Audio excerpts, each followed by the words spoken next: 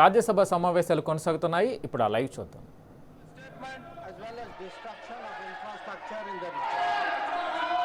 At the very outset, government had issued a statement on 28th February expressing its deep concern and urging all sides to exercise restraint, avoid escalation and prioritize the safety of civilians. We believed and we continue to believe that dialogue and diplomacy should be pursued to de-escalate tensions and address underlying issues. Sir, it is also imperative that the sovereignty and territorial integrity of all states in the region be respected. Given the gravity of the situation, the Cabinet Committee of Security, CCS, met on 1 March under the chairmanship of the Honorable Prime Minister. On the airstrikes in Iran and the subsequent attacks in several Gulf countries, the CCS was concerned over the safety and security of the Indian community in the region. It also focused on the implications for regional security and for economic and commercial activities. The committee was apprised of difficulties faced by Indian travelers transiting the region and by students appearing for scheduled examinations in these countries. It directed all concerned ministries and departments to take appropriate measures to respond to these problems. Continues to closely monitor emerging developments and relevant ministries are coordinating to ensure effective responses. Sir, the conflict has continued to intensify and the security situation in the region has deteriorated significantly. We have noted that, in fact, the conflict has spread to other nations with mounting destruction and deaths. Normal life and economic activities in the entire region are visibly affected and in some cases have come to a halt. We therefore reiterated our call and diplomacy and spoke up for an early end to the conflict. I am confident, Chairman Sir, that the House joins me in expressing our sorrow at the loss of lives. Honorable Chairman Sir, while any development that negatively impacts peace and security in the world is deeply troubling, this ongoing conflict is an issue of particular concern for India. We are a neighboring region and understandably have obvious stakes that West Asia remains stable and peaceful. There are almost 1 crore Indian citizens who live and work in the Gulf nations. In Iran too, there are a few thousand Indians who are there for study or for employment. The region is key to our energy security and includes many important suppliers of oil and gas. Chairman Sir, the Gulf is also a major trade partner, accounting for almost $200 billion annually.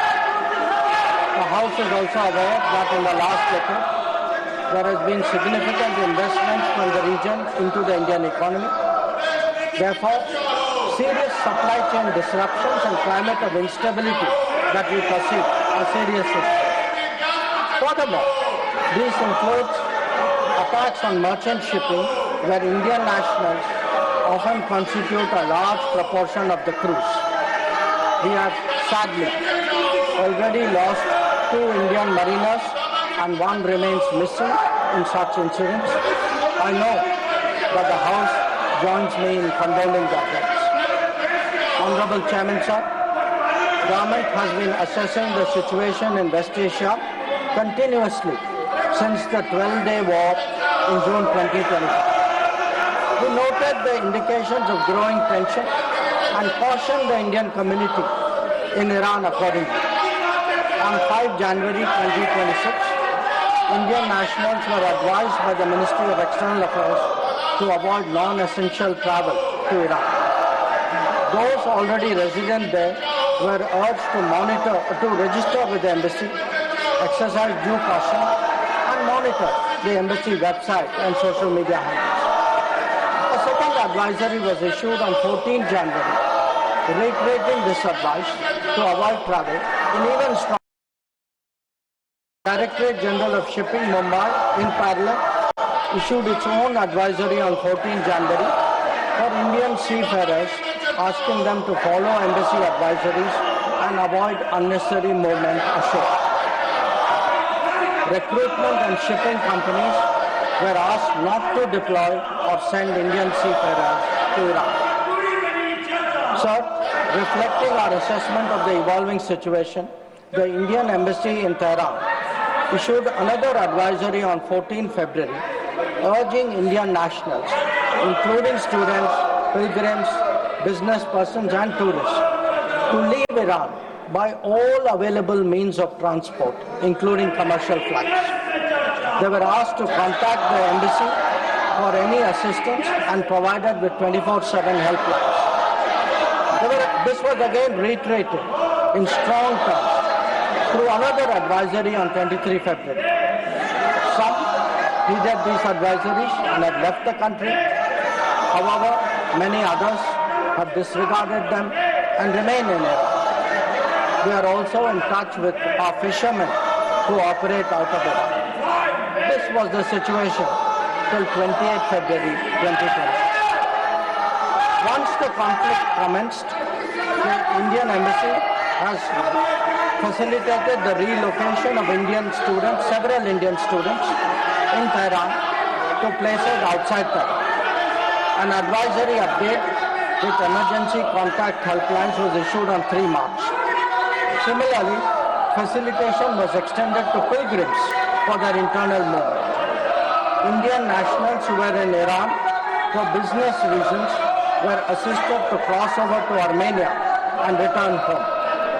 The embassy in Tehran remains fully operational, in fact, on the highest alert. They are totally committed to supporting the Indian community in this difficult moment and in assisting Indian nationals who may wish to cross international borders. Where seafarers are concerned, the Directorate General of Shipping, through an order of 2nd March, has constituted a quick response team for immediate response, coordination and support functions. This team will function on a 24/7 basis. Of the efforts government is making, yesterday there were 15 inbound flights operated by Indian carriers which arrived in India. On the 7th. On the 8th, there were 49 flights, and on the 9th, there are 50 flights. So I want to assure the House that every effort is being made that those who are stuck in the region, those who are transit passengers who are there, those who need to come back urgently from this region, we are making every effort for them to do so. Chairman, sir, throughout this period, government maintained close contact with relevant countries. Honorable Prime Minister himself has the Amir of Qatar, the Crown Prince of Saudi Arabia, the Crown Prince of Kuwait, the King of Bahrain, the Sultan of Oman, the King of Jordan, and the Prime Minister of Israel. In each case, we received assurances that the well-being of the Indian community would be a priority for the host government. I have similarly been in close touch with my counterparts in these countries. Insofar as the United States is concerned, we have maintained regular contacts through diplomatic channels. While attempts have been made, contacts with Iran at the leadership level are obviously difficult at this time. I have, however, spoken to Foreign Minister Arakchi on 28 February and 5 March 2026. We will continue these high-level conversations in the coming days. Sir, the House will also be interested in the issue of an Iranian vessel that is currently docked in Kochi. The Iranian side had requested permission on 28 February for 3 ships in the region to dock at our ports.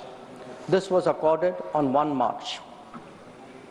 IRIS Lavan actually docked on 4th March in Kochi. The crew is currently in Indian naval facilities. We believe that this was the right thing to do, and the Iranian foreign minister has expressed his country's thanks for this humane gesture. Honorable Chairman, sir, in view of the implications of this conflict for our energy security, I also seek to address that particular concern. Government remains committed to ensuring that fully, taking into account availability, costs, and risks of the energy markets. For us, the interests of the Indian consumer has and will always be the overriding priority. Where required, Indian diplomacy has supported the endeavors of our energy enterprises in this volatile situation. Honorable Chairman, sir, let me conclude by highlighting the three guiding factors of our approach. 1. India is in favor of peace and urges a return to dialogue and diplomacy. We advocate de-escalation, restraint, and ensuring the safety of civilians. 2. The well-being and security of the Indian community in the region is our priority. We will continue towards that end. And 3.